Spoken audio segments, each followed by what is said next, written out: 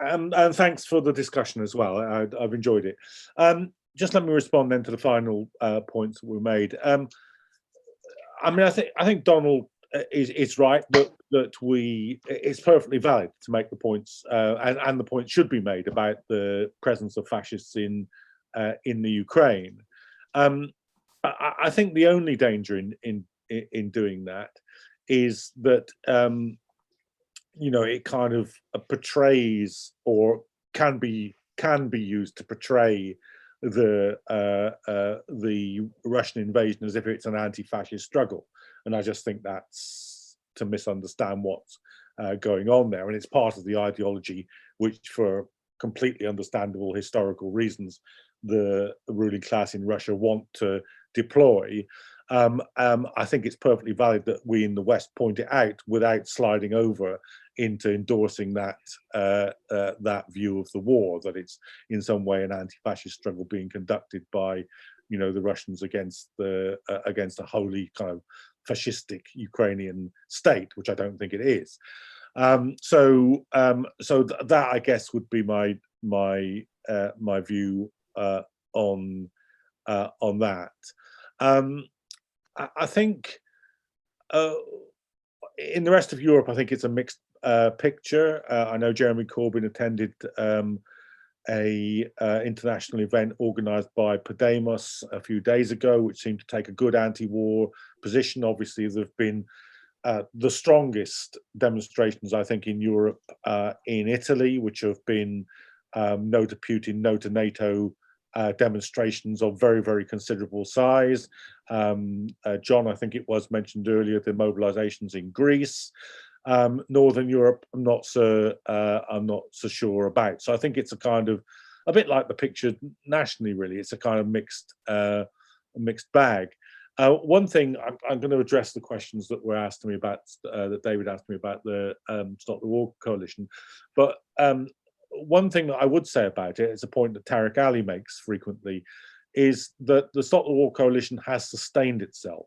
And as important as the big demonstrations, I think, is the ability to do that over time. It means that there's a constant bulwark inside the labour movement and inside the left, which has an anti-war and anti-imperialist position, which can be relied on to intervene in situations like this, and provides a kind of backbone in the movement. I mean, it's beyond question that if Stop the War hadn't taken the position that it did, if it hadn't had its demonstration, then certainly the Teachers Union wouldn't have taken the position it is. Likely the Fire Brigades Union wouldn't have taken the position that it did, or the GMB, or Unison taken the position that they did. Those were positions taken and informed by, and often the resolutions that they passed modelled on the positions that Stop the War put. So, it's an important thing to sustain that kind of organisation over time, I think, as well as it being there. Was it sufficiently anti-imperialist, I guess, is the kind of gist of David's position. Well, I guess to answer that is a question of how you see the practice of revolutionaries within the United Front. And there is a view that the way in which revolutionaries should behave is to put their kind of full program or full politics and kind of ask the question, will the United Front adopt these revolutionary socialist positions? I think, frankly, that's an ultimatist and eventually self-defeating way of approaching a united front. And the united front, as far as I understand Trotsky and others' writings on it, is an agreement over limited aims for definite action. That's the classic definition.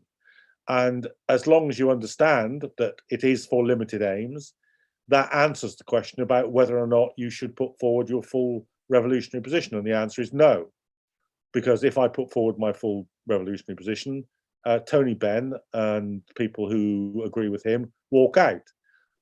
Many of the union leaders walk out. Sections of the Muslim community, very heavily mobilized, walk out because they're not revolutionary socialists and they don't necessarily agree with our position. So you destroy the very point of a united front by putting that ultimatum.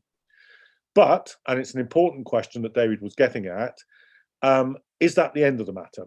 Should you not therefore find ways of raising anti-imperialist politics within a broad peace movement? And my answer to that is yes, you should. You should put arguments yourself which are based on your politics and elaborate your politics, and they will be different arguments for being in an anti-war movement than reformists will put, or sections of various oppressed communities will put. And you will attract people, we certainly did, to a revolutionary poll by putting those kind of arguments. Will you, when the opportunity arises, broaden the movement when it becomes possible without destroying it?